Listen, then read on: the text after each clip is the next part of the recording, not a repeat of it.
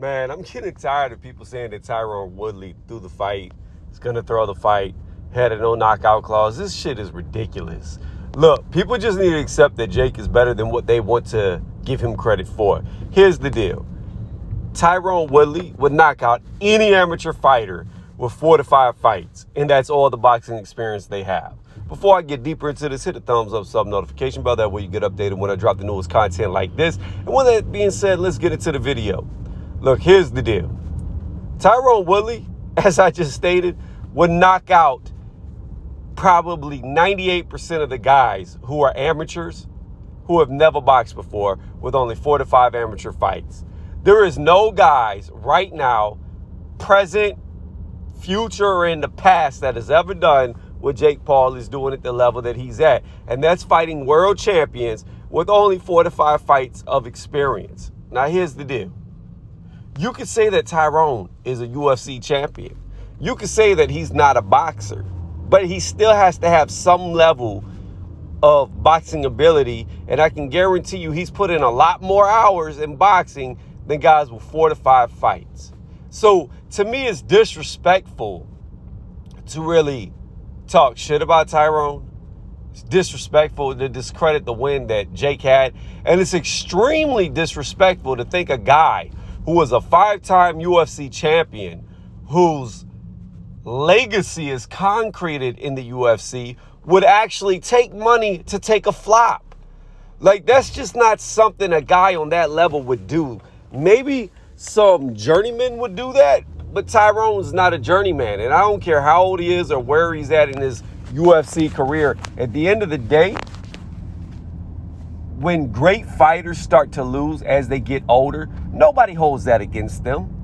Nobody says Muhammad Ali lost to Leon Spinks, so he's a shit fighter. Nobody says that. Why? Because everybody knows that he fought way past it.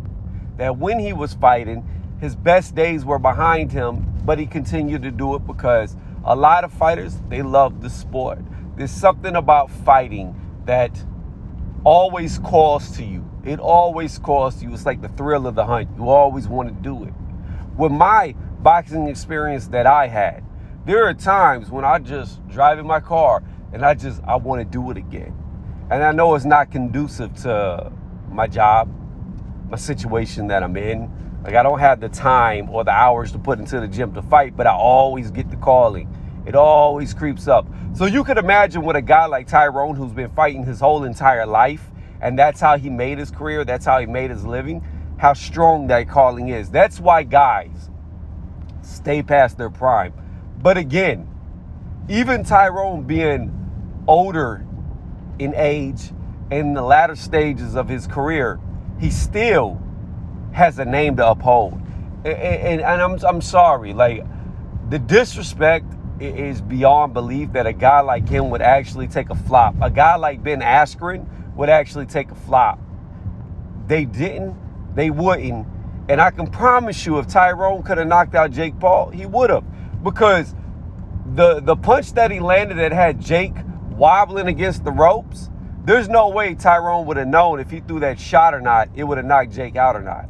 So therefore, if there was a no knockout clause, he would have never thrown a shot like that, because he very well could have put Jake out, and that would have effed up the money. So that tells me that this rumor is all BS. Until somebody can produce a contract that shows it in writing and shows signatures of fighters signing it with his signatures too, then I don't believe it. I don't believe it at all. And I don't believe, and I'll never believe, that Tyrone Woodley would purposely take a loss. No, the fact of the matter is this. As I stated at the beginning of the video, Jake Paul is a lot better than what a lot of people want to give him credit for. And the thing is, when you have the resources that he has, you can become better at a much quicker pace. You got to understand, this dude was already rich before he went into boxing. He can have the best of everything, the best nutritionists, the best cooks, the best training, the best gyms built around him. Like, anything you could imagine, this guy can do, because he has the financial backing to do it. So again, it is very foolish to think that this guy who was surrounded by great minds would be bad. Like, just because he was on Nickelodeon, Just because he grew up in the suburbs doesn't mean that he won't be able to fight. See, this is where people had this dumb mentality that people from the hood can fight. And only people from the hood can fight. And if you're not from the hood, you're going to get beat up by somebody from the hood. Well, I'm sorry. There are a lot of lames, a lot of squids, a lot of people who get punked out every day in the hood. There's a lot of people who can't fight that squeeze triggers in the hood.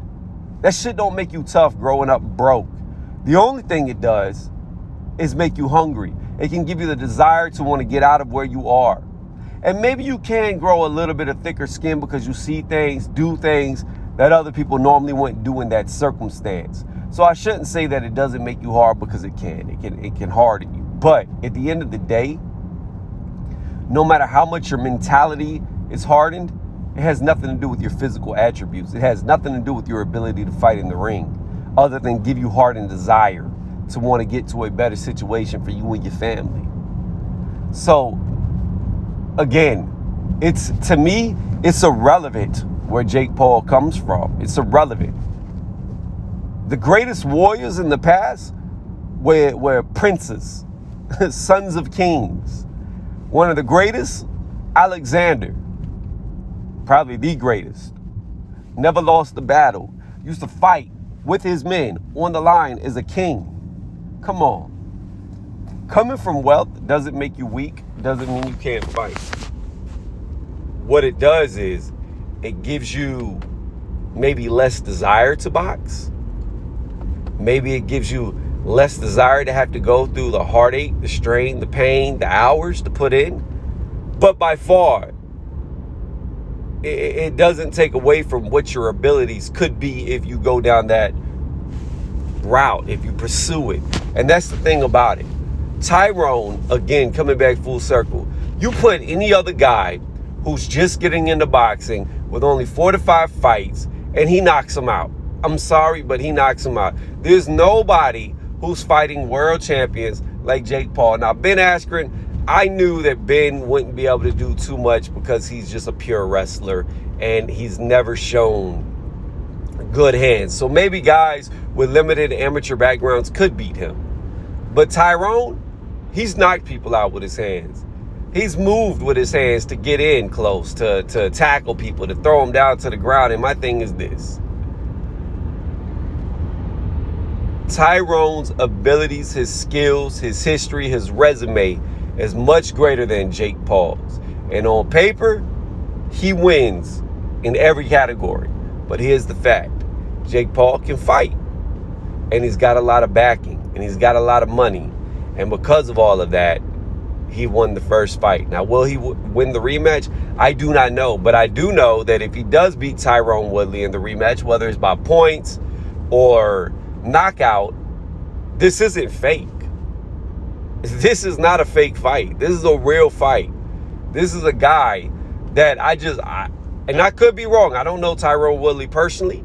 I've never met him. I've never talked to him. But listening to him talk, I would think that he has more integrity to win a fight than he does to take a flop for money. I don't believe it.